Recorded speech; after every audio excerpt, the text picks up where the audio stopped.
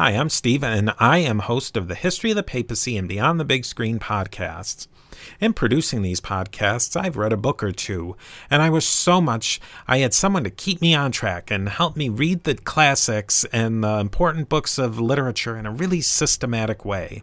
And that is where intellectual linear progression comes in. This is a program where you can join regular people like yourself who work together to curate a love for reading and building knowledge. Intellectual linear progressions not only helps you build an understanding and love of the great books, they also help you develop the close reading skills that will help you get as much as possible out of these texts. I am really excited to be able to bring you a very unique offer. This is an opportunity for personal growth through great literature and to join an incredible community of learners. In their Zoom online classrooms, your learning is led by an intellectual linear progressions host in a Socratic method seminar with their carefully curated hard copy text delivered right to your home. What I love is that they're not the givers of knowledge. You work together with a team leader and your fellow students to build knowledge and understanding. As a History of the Papacy and Beyond the Big Screen listener, you will receive 25% off your first 3 months. You can subscribe and receive your 25% off your first 3 months by going to intellectuallinearprogressions.com and use promo code PAP. You can sign up at their website, intellectuallinearprogression.com/PAP, and use that promo code PAP to get your 25% off your first 3 months. Go to intellectuallinearprogression.com/PAP to get that great offer of 25% off your first 3 months. So let's learn together on the history of the papacy, Beyond the Big Screen, and intellectual linear progression.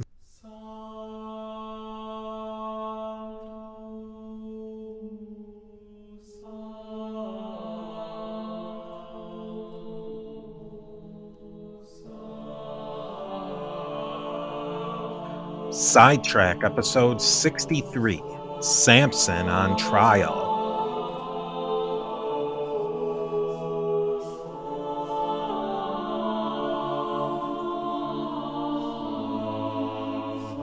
Thank you for listening to the History of the Papacy, an Agora Podcast Network member. Of course, you can always go to agorapodcastnetwork.com to find more great, thought-provoking, and independent podcasts. The places where you can learn about the history of the papacy are, everything can be located at a2zhistorypage.com. I always appreciate your iTunes ratings and reviews. You can link to iTunes through the website.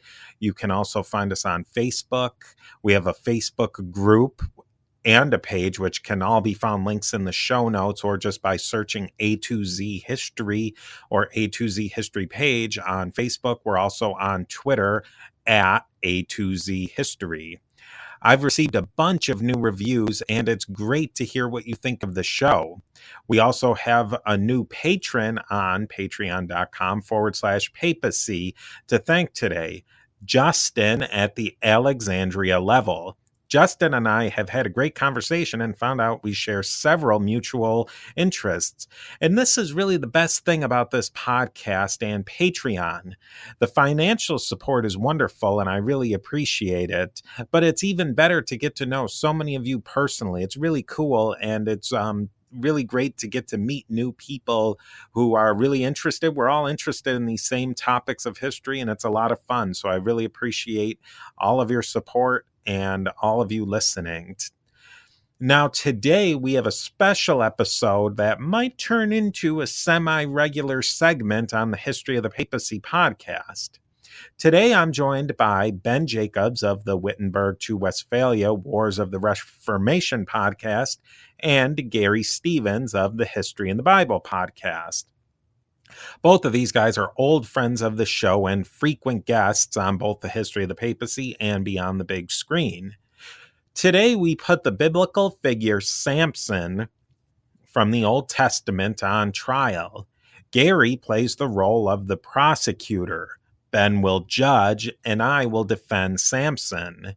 We plan this show to be lighthearted, but there's also a ton of really interesting facts about Samson and his context as well.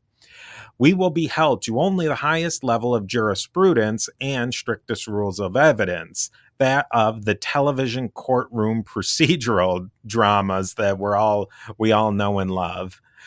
I really think you'll have fun with this episode, and we would definitely like to hear what you think about it. Now, for our Patreon supporters, a huge shout out goes to our Rome level patrons, Peter the Great, Mary Carmen, who's always awesome, and Seth the Magnificent. I want to thank our wonderful Constantinople level patrons, Sandy, Andy, Paul, Dr. Jeff, Robert, Sean, Yoren, and Molly, as well as our Alexandria level patrons, Francine, Richard, and Justin. You can find out all about Patreon and the different levels of support at patreon.com/papacy. Now, quickly, our podcaster of the month for the Agora Podcast Network is Chris Stewart's History of China podcast. Chris really breaks down a very complicated history in an entertaining and informative way. I highly suggest you check it out. You can find out more about Chris's show by Googling or searching for History of China podcast. There's also a link to his website in the show notes. And as always, I look forward to seeing you on our next stop on our trip through the history of the popes of Rome and Christian Church.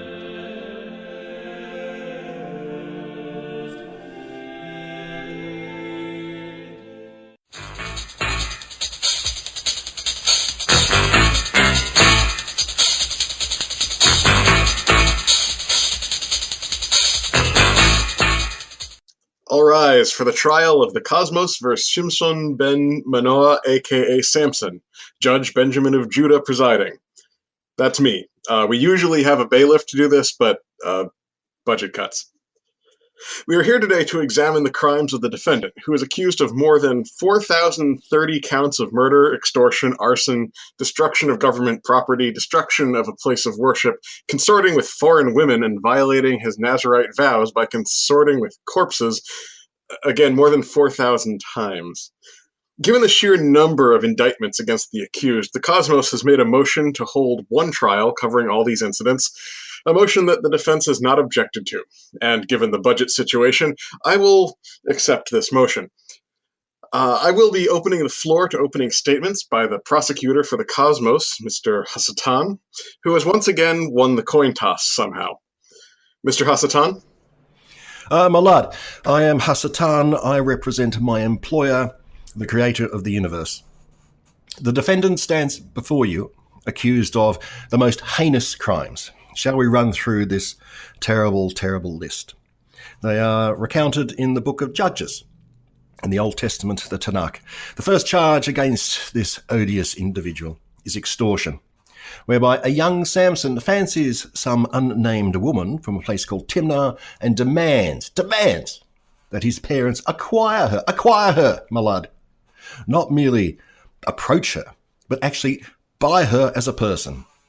At his pre-wedding feast, Samson poses a ridiculous, ludicrous riddle to his fiancée's family. They can't solve it, but his fiancée tricks him into revealing the answer. Quite the pair.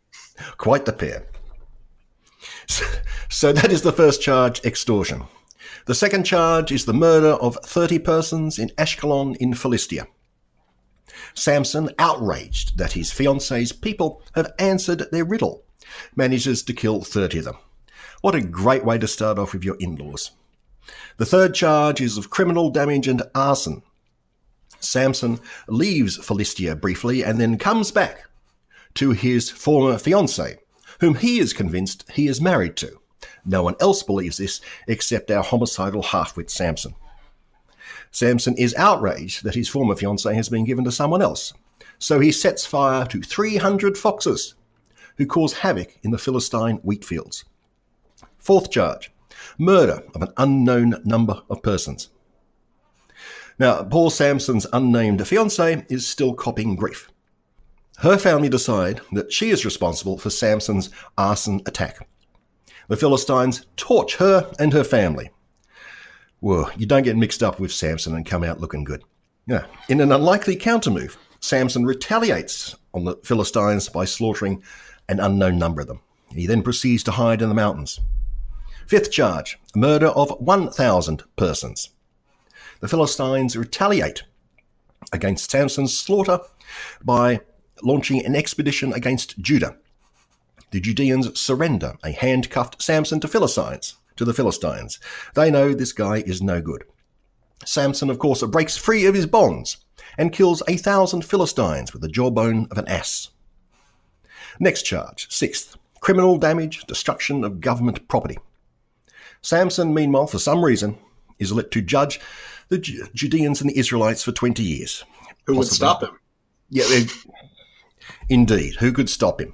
For various unknown reasons, Samson decides to go to Philistia again, where naturally he engages a prostitute. Of course he does. The Gazans feel that they have their old enemy Samson in their grip. The Gazans decide to ambush Samson, possibly after his little dalliance with a prostitute, that Samson outwits them and destroys, MacLeod, the doors and gatepost of the city entrance to Gaza. Some indeterminate time after this, we now come to the seventh charge, criminal damage of a place of worship. We shall get into the long story later. The final charge is criminal damage of a place of worship. Samson eventually falls in love with some woman called Delilah or Delilah, which apparently in Hebrew means to delight or to flirt. Talk about an obvious name. Now, I mean, what sort of parents would give a kid a girl's name? Let's call you Flirtatious. Oh, wow, setting you up for life. Samson falls in love with Delilah, who manages to trick out of him the secret of his strength. He temporarily loses that strength when he actually gets a decent haircut. However, he is restored eventually after being blinded, which I think is perfectly justified, and proceeds to murder 3,000 more Philistines by destroying their great temple. The final charge is that Samson took a vow as a Nazirite, which is a sort of lay priest. As such, he is committed to avoid corpses at all times. When the man creates 4,000 of them, the man is a horror. That is, those are the charges, MacLeod. Would the prosecution possibly like to add hiring a prostitute as one of the charges? No, MacLeod, in our jurisdiction, prostitution is perfectly legal. Okay. Would the defense care to make a statement? Well, Your Honor, Hasatan has laid out a very compelling case against my client, a judge himself. There are two questions the jury, or in our case, Judge Jacobs, has to ask himself.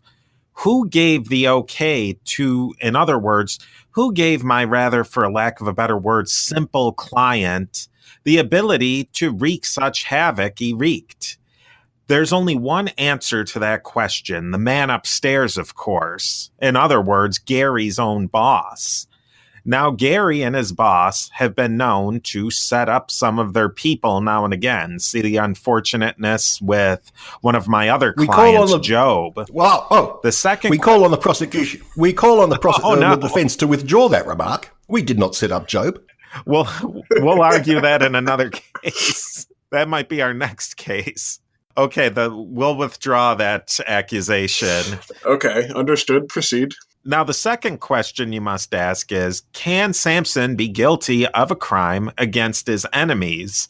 The Philistine army command structure, or general, should be on trial for rank incompetence after the first dozen or so soldiers were killed in lawful combat against us single-handedly by my client. Has my client made mistakes in his long, illustrious career? Of course he has. What great leader of their people hasn't made a misstep or two? But the indictments as presented cannot stand. In the words of another great lawyer, Johnny Cochran, if it don't fit, you must acquit. Nothing can possibly fit my client, especially the wonderful sweater dress he likes to wear. These charges don't fit either. The biggest crime my poor client can be accused of is not being the brightest candle in the candelabra and possibly not having made the best decisions in his female associates. On those counts, he's guilty as charged. But if poor taste in women and not being the sharpest bronze sword in the sheath is a crime, any one of us could be in jail right now. But on the rest of the charges, the seeds of doubt have been sown and bear strong fruit. Take Poisoned that, fruit, Hasatan. my learned friend. Poisoned fruit. MacLeod, may I first make a statement? Sure. The text of the Book of Judges says in several places that all Samson's actions are actually motivated by my employer, who is secretly working in the background. I submit to MacLeod that this is a gross calumny.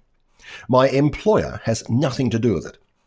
These passages were inserted into Judges simply to excuse the actions of the homicidal halfwit, and we strongly deny any involvement of the creator of the cosmos or his best mate, me, Hasatan, in any of Samson's actions.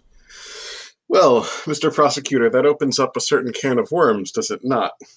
If your employer did not write the Book of Judges, who did? We have never claimed that the creator of the cosmos wrote the Book of Judges, MacLeod.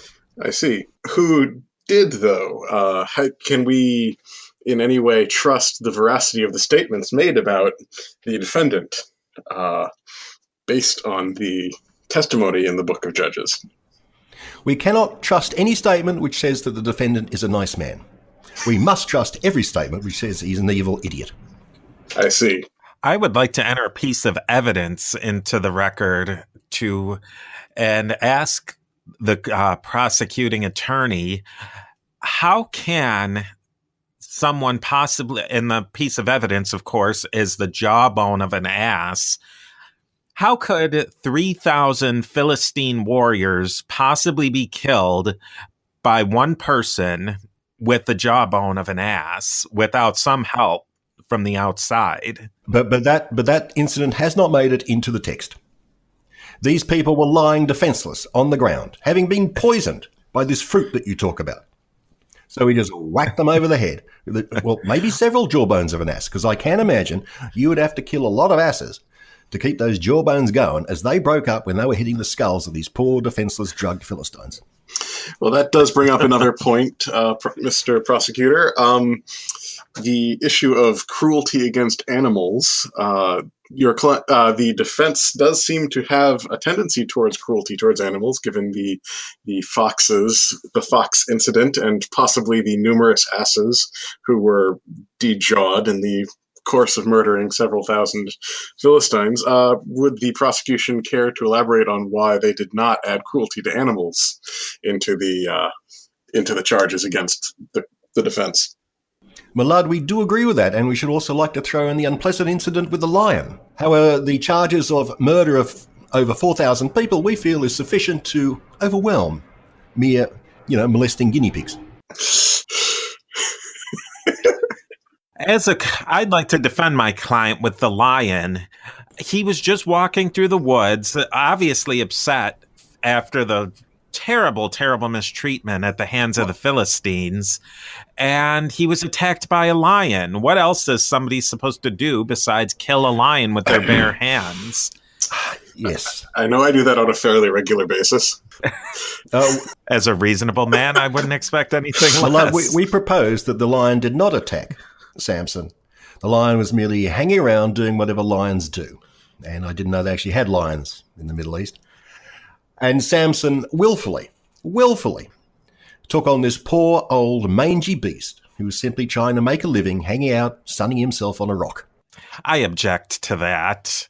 There's never been a lion who just hangs out. Haven't you ever seen a David Attenborough documentary? There's thousands of them. They just sit around. 60% of Big Cat's day is spent in lounging.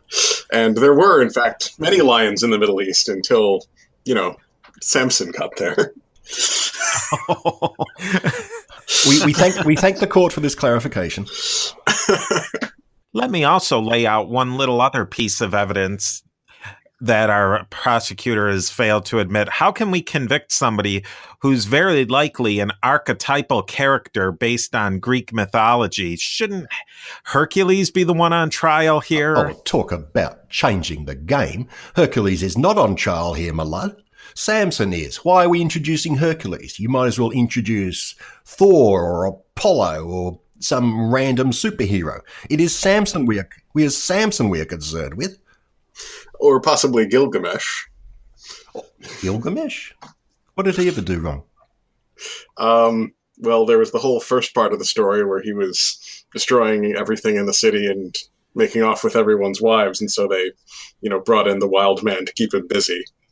That's right, Gilgamesh. He's the one who should be on trial here, not my poor client. I wish the defense would... I remind the defense that his client is Samson, not Gilgamesh. Can we stop introducing these other mythical figures into the mix? Well, given the questionable factual basis of the witness testimony, there is a certain point to be made there that these other mytho-historical figures seem to be drawing from a similar well, if you will. MacLeod, that might... Can the prosecution offer any historical evidence beyond the Book of Judges as to the historical existence of the defendant? Regrettably, MacLeod, that has all been lost to history. I see. And I should also point out, if we're talking about archetypal characters, that the story is clearly meant to indicate Samson was a real person and he did these great deeds. We can see the Israelites having a beer every night and chortling over their victories over the Philistines, which, alas, they never actually had in real life, so they had to invent them. Are you admitting the non-historical basis of the evidence against the defendant? On the contrary, we're saying the story affirms that. The very fact that the Israelites never conquered the Philistines proves that this story is quite likely. That was nice. That was good. Does the defense have any answer to that highly persuasive statement? In response to my illustrious colleague, Hasatan, our character, if we do want to go by the biblical narrative, the Old Testament narrative, did prefigure Saul, who prefigured David, if I'm not mistaken. So, and really, he was the person who allowed the Israelites to be able to drink beers and enjoy the high life. That is an important contribution, given what I'm sure all of us are drinking at this moment. It's 11 o'clock in the morning. I'm not drinking. I was drinking at 11 o'clock, sadly, this morning. I would also like to say, add this to the record, that my client, if he is just an archetypal character, he did, as a matter of fact, kill his enemies, and he was also lame according to the scriptures. So he was lame. He killed people with... Isn't that in there? I can't find it now. Didn't they say he was lame in both feet? We might have to take MacLeod, I suspect the reason that the defense cannot find the passage is because it doesn't exist. That does somewhat undermine the argument. I would still like that entered into the record. Of course, non-existent evidence, of course. I would say that the defense may find some solace in the fact that Samson killed his enemies, which is more than can be said for Hercules, who killed numerous family members and relatives and friends in the course of his travels and blamed it on Hera. MacLeod, I would like to make the point that nowhere in the passages about Samson does it say that the Philistines were enemies. Ah, that's a good point, Counselor. Does it say it somewhere before or after that? It is certainly recorded that in the time of David, the Philistines were enemies. But I submitted at this point the Philistines were a happy, peaceable, and affluent people who wanted nothing more than to be friends with all and sundry. Thus naming their daughters flirtatious and stuff, because it's just, they wanted to be nice. MacLeod, may I draw the attention of the court to the fact that Delilah is nowhere named as a Philistine. Ah, that's a twist. Nor is she named as a prostitute. Less pertinent, but okay. I'd like to put Delilah's on trial here. MacLeod. Her name's Flirtatious. Somewhere it said she was a prostitute. I can't tell you exactly where, but we'll take that as a given. My learned friend, I think you are confusing an incident talked about a few verses before Delilah enters the scene, where Samson does indeed visit a prostitute. But this prostitute is unnamed. Perhaps my learned friend is confusing her with Delilah. And just because someone's flirtatious doesn't mean that they're necessarily treacherous or evil. They just are friendly. Except when she tried to coerce my client into giving up his secret of his immense strength on 7 different occasions. It does seem to establish a pattern. Whether my client should have answered those questions also gives to the point that I question his mental competence. The first piece of evidence I'd like to enter into his questioning his mental competence is evidence from Judges 14:14, where he gives the worst riddle in not just biblical history, but probably of history, period. Out of the eater, something to eat. Out of the strong, something sweet. Now, that was the riddle that he gave the Philistines, like the big thing that, whoa, I'm a big smart man. He gave them a riddle that nobody in the world could possibly ever guess because it was the only my client, Samson, knew about it. It's kind of like a big jock saying when he gets outwitted by by the nerd in the cafeteria, just says F you. That's what my client Somewhat did. akin to the Hobbit saying, "What is in my pocket?" to the Gollum creature in the equally important work by that name, Precedent. You see, Precedent. Right. Are there any other instances of Samson possibly being mentally incompetent? I'd like to an earlier portion from his career where his first wife convinced him to give up his secret of this said, oh no, actually it wouldn't be after, it would be after this. His wife convinced him to give her the answer to this riddle, which she returned just gave to her Philistine family members. Mental incompetence, time and time again. I don't know if that specific incident would make him mentally incompetent as much as him repeating that action later with another woman. Well, yes, and that feeds into... I'd also feed into his mental competence. Well, I believe that there's airplanes flying over and the prosecutor can't answer. MacLeod, and my learned friend, we accept that Samson is thick as a brick. However, that is a given. He knows right from wrong and is certainly capable of standing trial. Any attempt by the defence to submit a motion that he is mentally incompetent and incapable of standing trial, we will oppose it strongly. Well, Mr. Prosecutor, go ahead. I'll object. What evidence can our learned and august prosecutor give to this court that would show that he knows right from wrong? You've admitted that he killed 4,000 people and a poor defenseless saddled lion. Apparently. And a number of asses. Admittedly, my lord, we'll have to think about that. We'll have to think about that. I'd also like to enter into the evidence for his incompetence is in an incident from Judges 14:19, where the outraged Samson murders his fiance's people, and because he needs to repay the debt that when his stupid and ridiculous riddle is exposed, he has to provide 30 sets of fine linen clothes, which he doesn't have. He goes and kills 30 people, 30 Philistines to give them their own clothes. Like who of sound mind and body would kill the people's friends to give them that is a dangerous line of reasoning, defenseman, given that it would seem to make most crimes defensible by mental incompetence. However, it is a well-taken point. MacLeod, we suggest that Samson is a raving psychopath, and that this explains all his actions. He's also I'd like to change my defense slightly. That he's not just mentally incompetent; he's also could be criminally insane. From the evidence.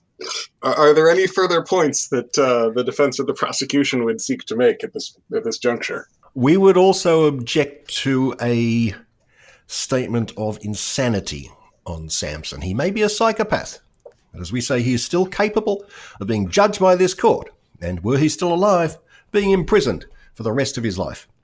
And we actually have some evidence to suggest that he is of a certain level of mental competence, in that he was a judge of the great people of the Israelites for 20 years.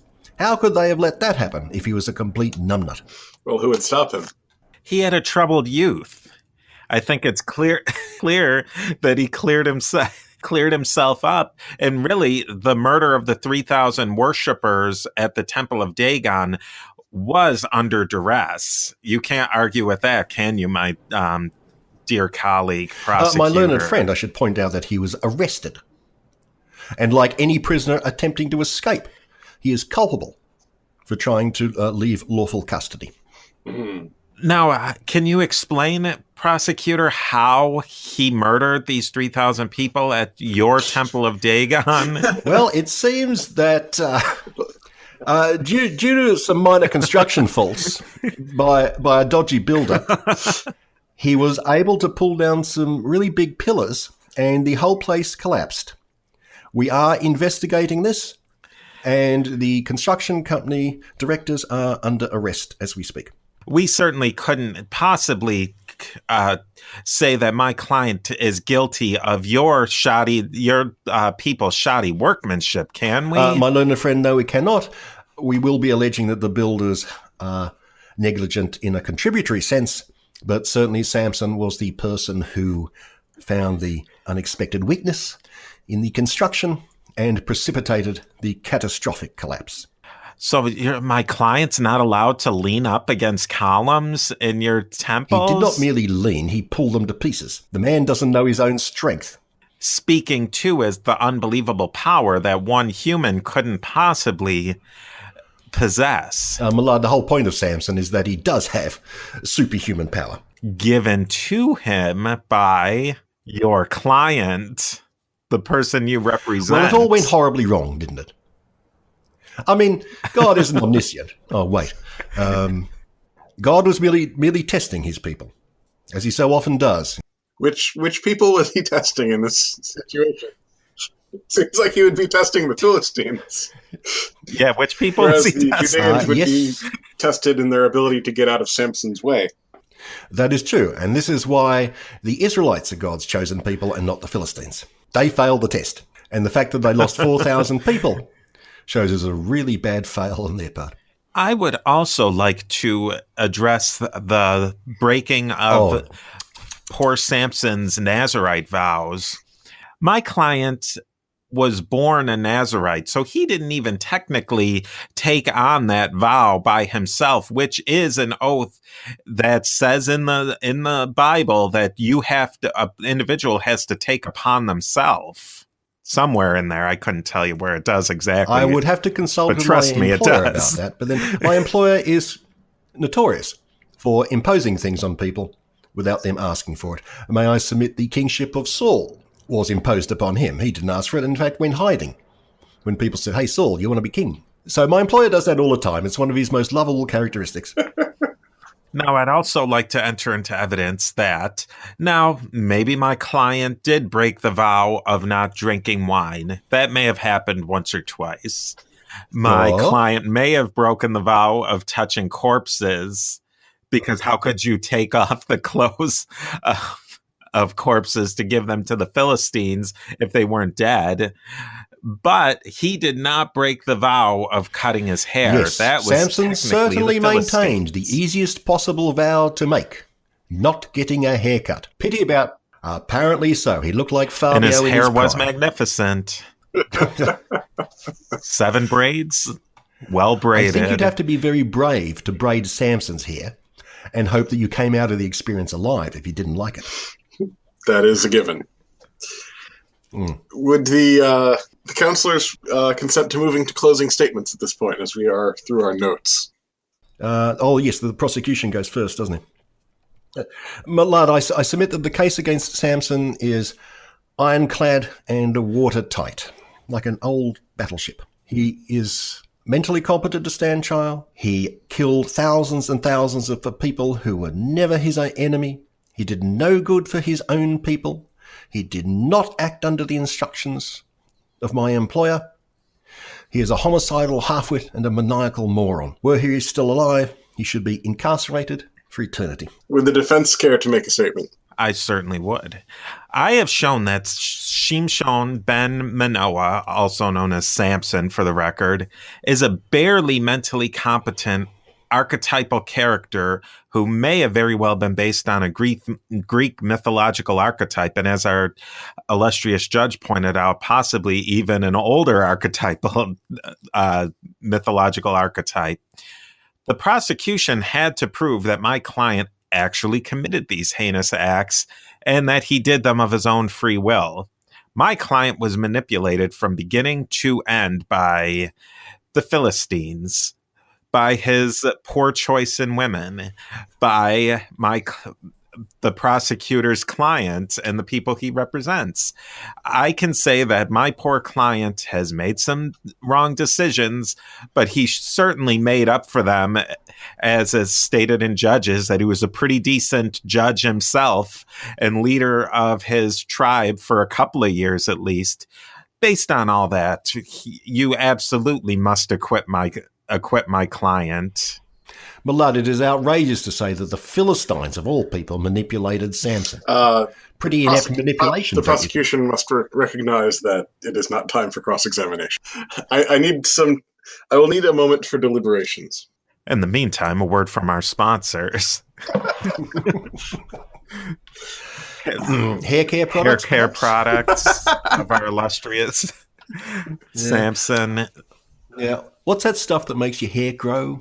Rogaine. Rogaine, that's it. Yeah, Rogaine. A word from Rogaine. A word from Rogaine. We also have a word from the fine wine vendors of the Philistines. Great wine in Philistia.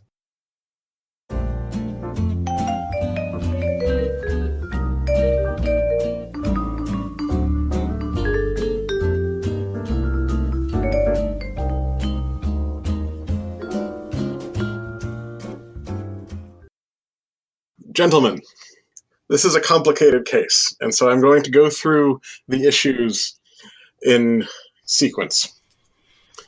In the matter of extortion, murder of 30 persons, criminal damage, arson, and murder of an unknown number of persons, this seems to me to represent a single incident. The defense does not come off well here. At this level, it is difficult to make an argument of mental incompetence due to the fact that he was a judge, though not particularly bright. Blaming the entire matter on a woman is fairly 19th century. The defense would seem to bear some responsibility in this matter. In the matter of the murder of 1,000 persons, in this case it does seem clear that the Philistines were attempting to militarily assault Samson's tribe, and he did act in defense against his people.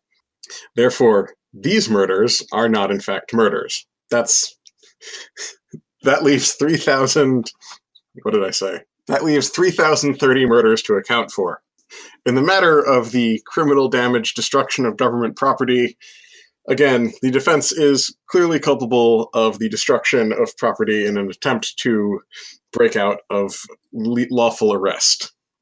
In the matter of the criminal damage of a place of worship and murder of 3,000 persons, the defense would seem to bear some culpability, except that he was undergoing unlawful torture at the time.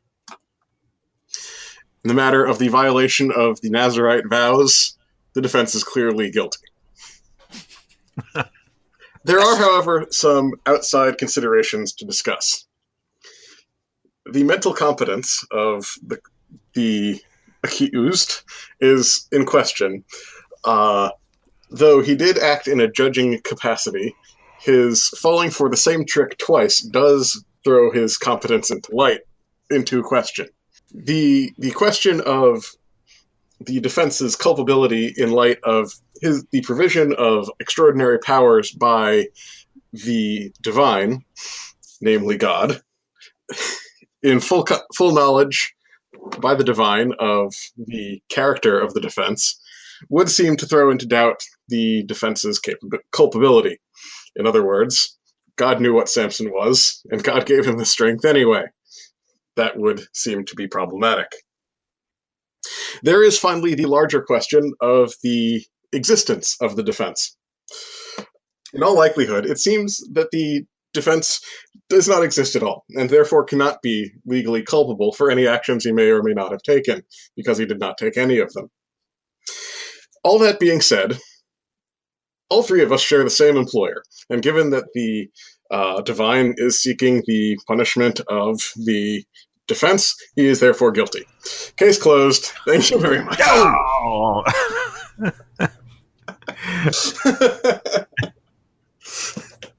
Please take your commemorative T-shirts and shuffle out the back. Well, as we're shuffling out of the back, I'll be putting in my what the heck do they call it? Oh no, there is no higher power to appeal to.